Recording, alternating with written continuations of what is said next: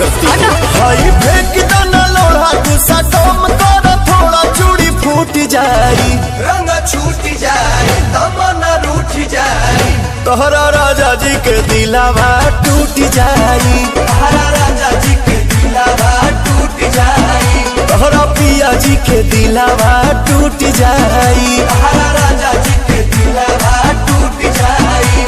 हमारा कमो नहीं कमो नहीं कमो नहीं।